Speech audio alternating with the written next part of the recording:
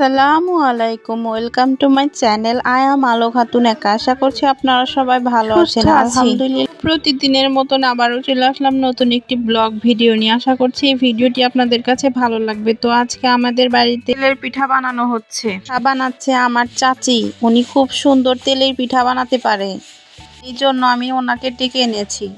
আশা রাখছি আমার পাশে আপনারা সবাই থাকবেন। আপনারা যদি আমার পাশে থাকেন তাহলে আমি সামনের দিকে এগিয়ে যেতে পারবো ইনশাল্লাহ। তো আপনারা সবাই আমার চ্যানেলটা সাবস্ক্রাইব করে বেল বাটন অন করে দিবেন প্লিজ। সবাই আমার পাশে থাকবেন। তো আমাদের বাড়ি আজকে পিঠা বানানো হচ্ছে গুড় দিয়ে। গুড়ের পিঠা কে কে খেতে পছন্দ করেন অবশ্যই কমেন্ট করে জানিয়ে দেবেন। তো আমার তো গুড়ের পিঠা খেতে ভালোই লাগে। আমাদের বাড়ির সবাই পছন্দ করে গুড়ের পিঠা। পিঠা বানাতে কি কি উপকরণ দিয়েছে আমার চাচি সেগুলো আপনাদের কাছে আমি শেয়ার করছি। প্রথমে একটা ঢিমা গুড় ভেঙে নিয়েছে, তারপর গরম পানি দিয়েছে পরিমাণ মতো, তারপর চাউলের গুঁড়ি দিয়েছে, তারপর লবণ দিয়েছে এবং পরিমাণ মতো কিছুটা ময়দা দিয়েছে। তো আমার ভিডিও আপনাদের কাছে কেমন লাগে অবশ্যই কমেন্ট করে জানিয়ে দেবেন। তো এখন আমার চাচি ভালোভাবে গোলাটি মিক্স করে নিচ্ছে।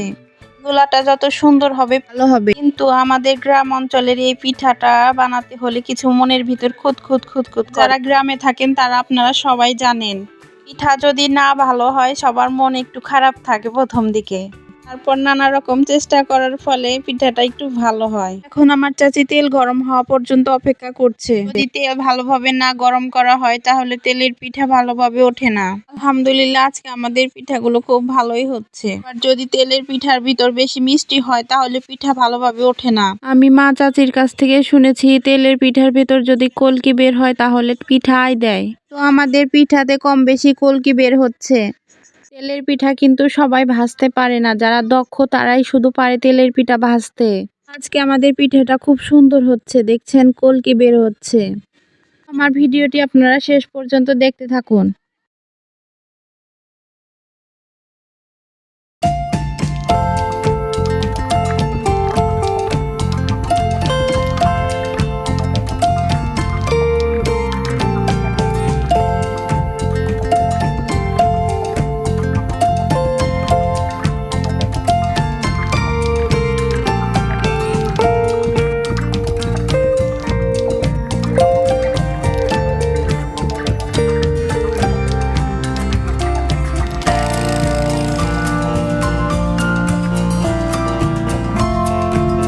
প্রতিদিনের মতো আমাদের বাড়িতে আজকেও মিস্ত্রি কাজ করছে। তো আজকের মতো এই পর্যন্ত। আপনারা সবাই ভালো থাকবেন, সুস্থ থাকবেন। আসসালামু আলাইকুম।